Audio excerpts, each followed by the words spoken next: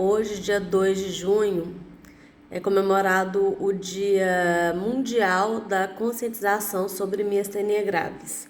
A miastenia graves é uma doença autoimune rara e eu descobri que eu tenho miastenia graves tem 1 ano e 4 meses.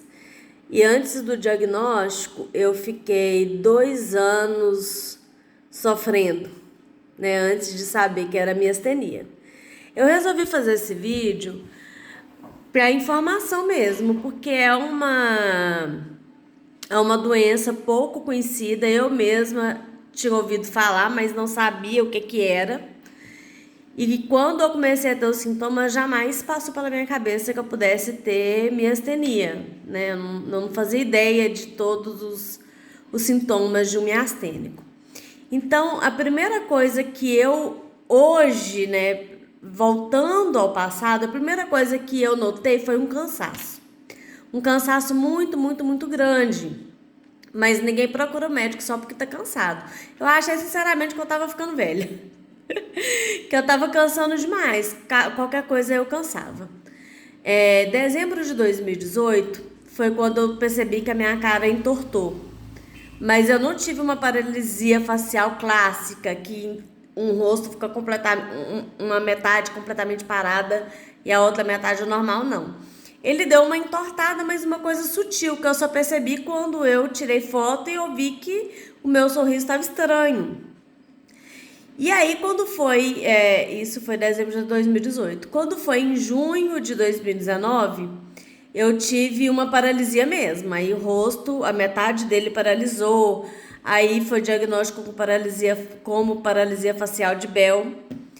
E aí eu tomei remédio, fiz fisioterapia, laser, bandagem, nada resolveu. E eu fiquei com sequela do que eu achei que fosse ser uma paralisia de Bell.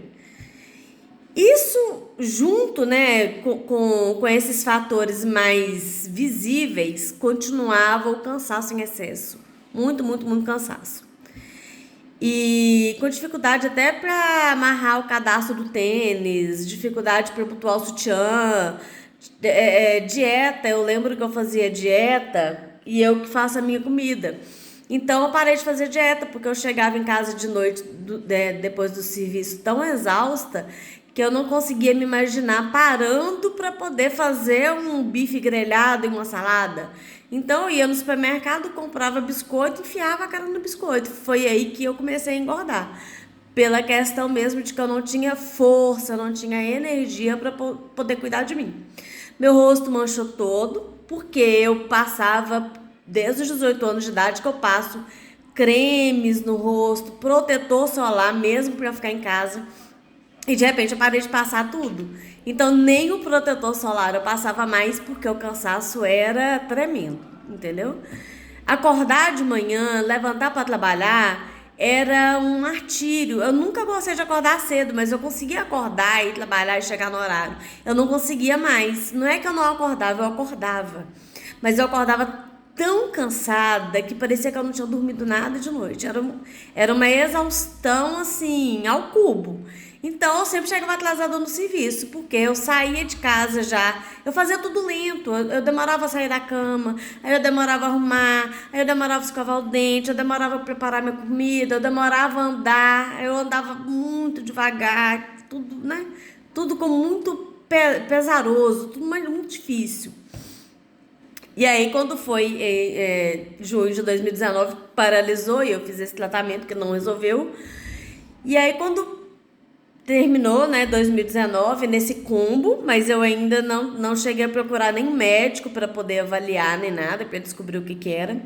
Quando foi em janeiro de 2020, a minha língua começou a engrossar, e era a sensação que eu tinha. Então comecei a falar muito embolado. Antes eu já estava falando um pouco estranho, mas eu ainda achava que era coisa de procurar um otorrino. Procurei 2 médicos na época, otorrinolaringologista. Aqui já me atendia desde da adolescência. Procurei um outro porque com ela não resolveu. A minha queixa eu estava conversando anasalado, eu conversava, era essa voz. E aí eu não conseguia pronunciar as palavras direito, isso já em 2019. Mas aí, sem o diagnóstico. Aí quando foi 2020 que minha língua engrossou e eu comecei a falar assim, ó, não conseguia comer, porque a língua ficava assim. E aí eu procurei médico a primeira vez, né, um neurologista. Ele me deu um diagnóstico de que eu tava com crise de ansiedade, porque ele me pediu uma ressonância. A ressonância não deu nada. E aí ele falou assim, ó, você tá com crise de ansiedade, toma esse remédio aqui e tal, você vai ter que tomar o resto desse remédio. E aí eu peguei, né, era pra tomar 3 meses, eu tomei 1 mês só. Eu já tava falando normal, eu falei assim, eu não vou tomar esse remédio não, porque eu não tô com ansiedade.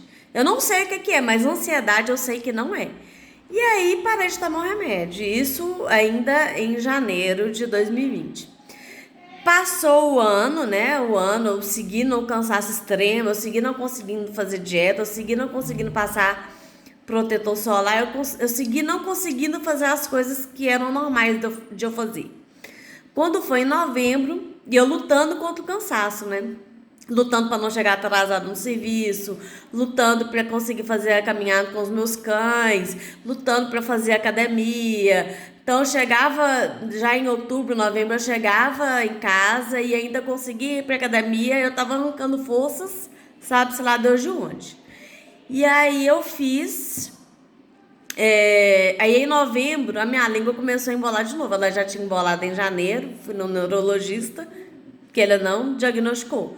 Aí quando foi em novembro, ela começou a embolar de novo. Falei assim, aí eu pensei assim, eu vou ter que procurar outro neurologista, porque esse neurologista não descobriu o que é.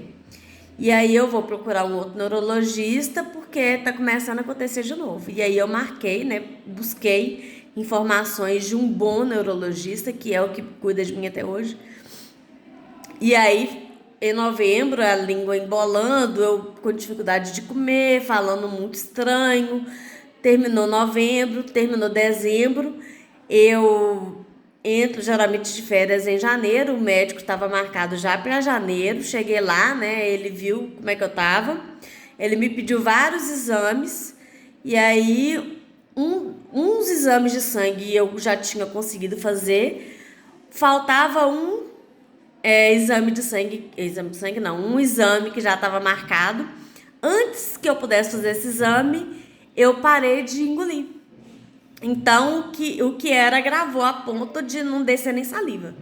Foi aí que eu fui parar no hospital, aí que eu fiquei internada, tiveram que passar sonda nasogástrica para eu conseguir me alimentar, porque eu fiquei 3 dias sem beber nem água, né, não descia nada. E aí o médico já estava investigando, ele já estava desconfiando de algumas doenças, dentre elas a miastenia, apesar dele não ter me falado isso. E veio o diagnóstico mesmo sem os exames, porque ele já pensando que poderia ser miastenia, me passou lá ainda no hospital os remédios para miastenia. Eu internei no domingo, na terça-feira eu comecei a voltar a engolir. E aí ele fechou o diagnóstico. Tinha feito já um exame de sangue, que o resultado ficava pronto em 30 dias, então eu saí do hospital com o diagnóstico de miastenia, mas sem o resultado do exame, que ainda não estava pronto. E aí, quando o resultado do exame saiu, alguma coisa de anticorpo, aí fechou completo o diagnóstico de miastenia. E foi eu começar a tomar os remédios para miastenia, o meu rosto voltou ao normal. Então, aquele rosto torto que foi diagnosticado com paralisia de Bell, não era paralisia de Bell. O rosto voltou ao normal. Ele tem inchado, né? Porque eu não tenho esse rosto inchado, apesar de eu estar gorda. Eu não tenho esse rosto inchado. Isso daqui é mais por conta do corticoide que eu tomo. Então, agora eu tô fazendo desmame. Se eu conseguir ficar sem o corticoide, a tendência é essas coisinhas inchadinhas aqui voltar a desinchar. Entendeu? Então, assim, por ser o junho, um mês de conscientização da miastenia, eu resolvi fazer esse vídeo para que as pessoas que estejam passando por sintomas parecidos com o meu possam desconfiar da miastenia, já que é uma doença pouco falada e pouco difundida. Esqueci só de um detalhe. Eu tive uma coisa também que é característica da miastenia e que eu só descobri que eu tive porque eu estava vendo uns vídeos que eu fiz nessa época, e a minha pálpebra, não sei se é essa ou se é essa, ela tava caidinha, então eu tava conversando e ela tava toda hora fechando. E eu não tinha percebido que eu tinha isso, porque eu tenho muita alergia, e quando eu tenho alergia nesse olho, né, tá até com alergia agora, quando eu tenho muita alergia, essa pálpebra pra mim, ela cai mesmo. E aí, quando o médico perguntou se a minha pálpebra caía, eu falei com ele que não, porque quando ela caía era por conta da alergia, então eu falei com ele que não caía. Até eu ver esse vídeo hoje e assistir o bendito, a minha pálpebra toda descida. E aí eu percebi que só faltava esse sintoma pra mim. Então eu também tive o sintoma da pálpebra. Então é isso, espero que eu tenha ajudado, né, a esclarecer a minha astenia para vocês, tá bom? Beijo.